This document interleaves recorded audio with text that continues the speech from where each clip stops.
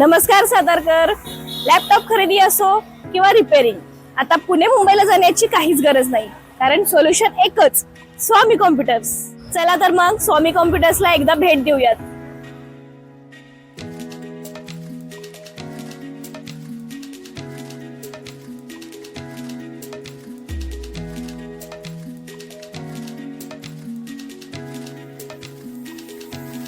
आपण आलो आहोत स्वामी कॉम्प्युटर्स मध्ये. स्वामी कॉम्प्युटर्स मध्ये तुम्हाला मिळणार लॅपटॉप, कीबोर्ड,